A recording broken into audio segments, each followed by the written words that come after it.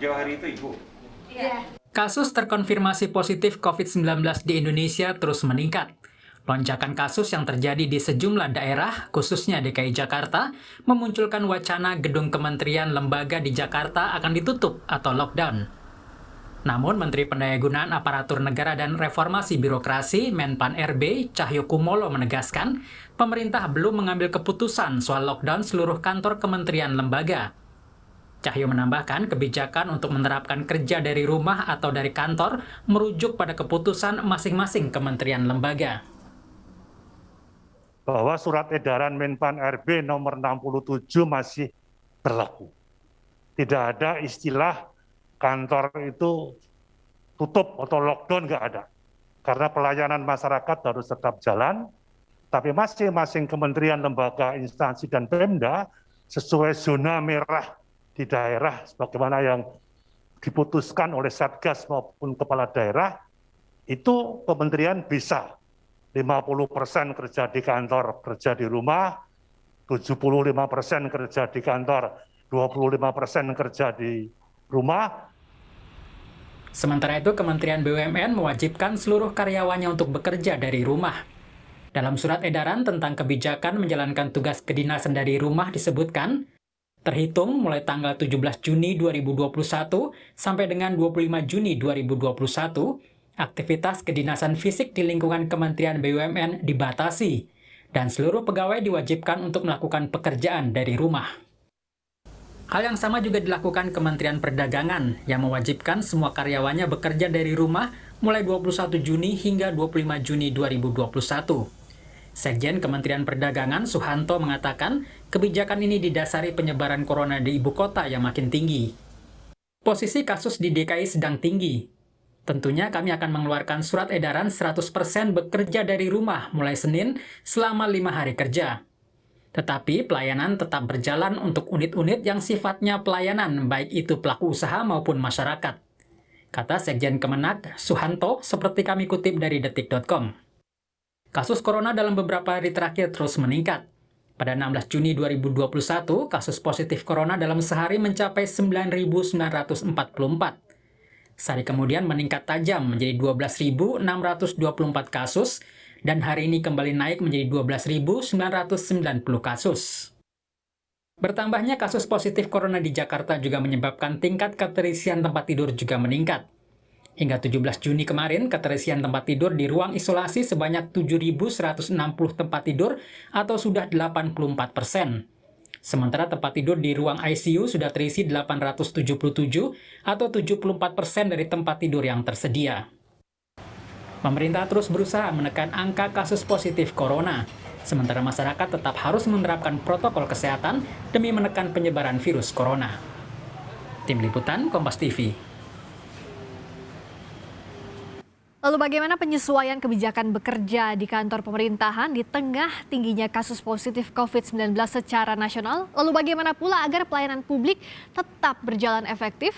Kita bahas bersama Menteri Pendayagunaan Aparatur Negara dan Reformasi Birokrasi Cahyokumolo lewat sambungan telepon. Pak Menteri, Pak Cahyo apa kabar? Selamat malam. Selamat malam, Mbak. Pak Cahyo, salam sehat selalu, semoga sehat kita semua. Bicara soal usulan lockdown kantor kementerian ini kan dikonfirmasi oleh Pak Cahyo tidak ada sejauh ini. Tapi penyesuaiannya seperti apa di tengah tingginya angka kasus positif COVID-19 di ibu kota khususnya? Yang pertama, kami mencermati setiap gelagat perkembangan dan dinamika, khususnya di daerah zona merah yang tingkat positif COVID itu tinggi seperti di DKI. Nah, tetapi pemerintah ya dalam hal ini melalui Kemenpan RB tetap berpegang pada surat edaran Pan RB nomor 67 tidak ada mengenal istilah lockdown. Karena istilah lockdown itu implikasinya akan sangat luas kan. Ya. Saya baru kemarin mendapat arahan dari Pak Menko Perekonomian. Karena apapun PPKM mikro itu yang lebih dikedepankan dengan protokol kesehatan yang ketat. Surat edaran Pan RB nomor 67 itu dimungkinkan pemerintah daerah, kementerian lembaga, 75% atau lebih karyawannya kerja di rumah. Ya. Sebagaimana kondisi daerah dan kondisi perkantoran. Kayak tadi Kementerian Perdagangan, Ya. Kementerian BUMN, kan juga tidak tutup.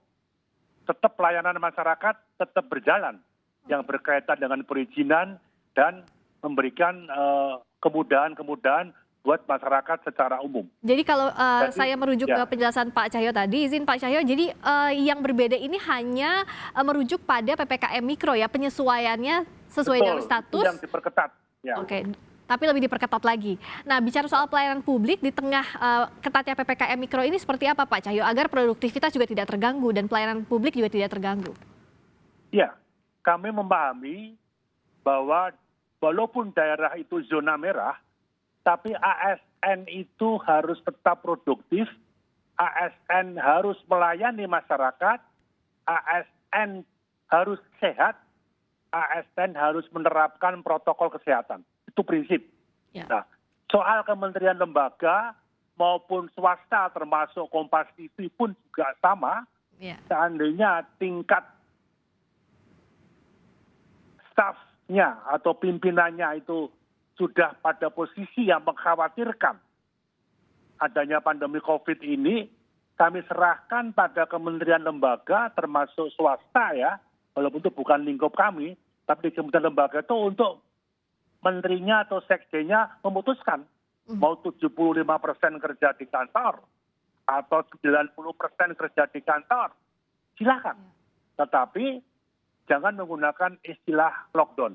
Oke. Karena kalau lockdown kan harus diberikan tutup semua, tidak bekerja semua. Padahal di rumah itu prinsipnya kerja, mendapat arahan dari pimpinan. Bisa lewat inovasi-inovasi, bisa lewat handphone dan sebagainya dan sebagainya. Jadi pada Jadi praktiknya, ini, meskipun 75-25 proporsinya atau 50-50 antara WFH dan WFO, tapi tidak mengurangi produktivitas. Nah, yang dihindari berikutnya kan Pak Cahyo adalah klaster perkantoran yang masih mungkin saja terjadi, apalagi di tengah sekarang masih tingginya angka COVID-19.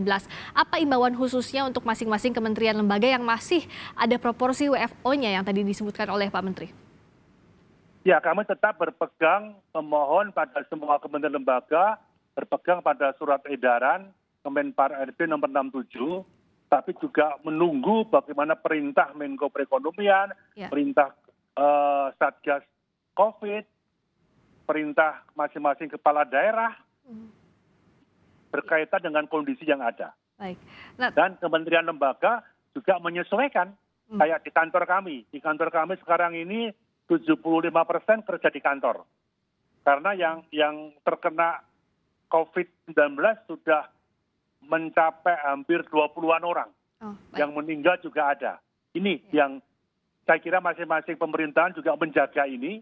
Tapi begitu ada keputusan, baik dari pemerintah daerah atau gubernur DKI, atau dari Kemenko Perekonomian, untuk ada langkah-langkah untuk menyelamatkan ASN khususnya dan masyarakat lebih khusus tadi, maka protokol kesehatan dan langkah-langkah untuk memangkas, memotong, membuat kinerja yang lebih baik itu kami serahkan pada masing-masing kementerian. Baik, kalau terakhir Pak Menteri soal penegasan libur nasional yang sempat ada informasinya akan digeser, tidak ada Idul Adha dan sebagainya, seperti apa praktiknya nanti, penerapannya nanti di tengah tinggi angka COVID ini?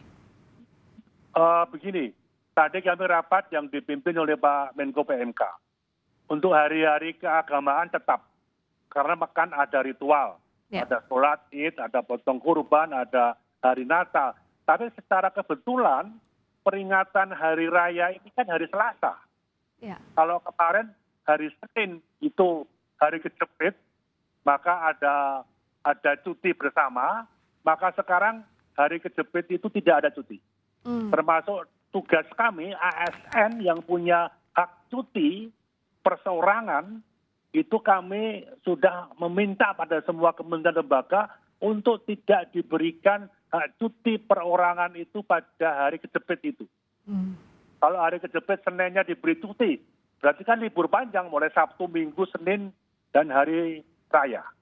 termasuk 17 Agustus juga tidak libur. Saya kira mungkin ada upacara virtual, mungkin bisa hadir di kantor, dan sebagainya, dan sebagainya. Ini yang kita inginkan. Termasuk cuti bersamanya itu dihilangkan. Baik. Kenapapun, pengalaman-pengalaman yang ada, dengan cuti yang panjang, ada kerumunan dan sebagainya ini, maka tingkat pandemi COVID ini semakin tinggi. Saya kira ini kebijakan pemerintah yang ingin memangkas adanya hari kejepit itu sebagai hari libur, dan yang kedua tidak ada cuti bersama. Kalau hari-hari keagamaan tetap berjalan bagaimana aturan yang ada. Jadi ini catatan penting ya, nggak ada yang bisa di ACC kalau minta cuti di hari kejepit ataupun minta cuti bersama, tapi hari libur nasional hanya pada hari raya keagamaannya saja, begitu ya Pak Cahyo ya? Ya, betul. Termasuk hari peringatan 17 Agustus, kan pasti ada yang upacara virtual, ada yang upacara terbatas di kantor, saya kira itu sah-sah saja itu. Baik. Terima kasih atas waktunya Pak Cahyo Kumolo, Menteri Pendaya Gunaan Aparatur Negara dan Reformasi Birokrasi, telah bergabung di Sapa Indonesia Malam. Selamat malam.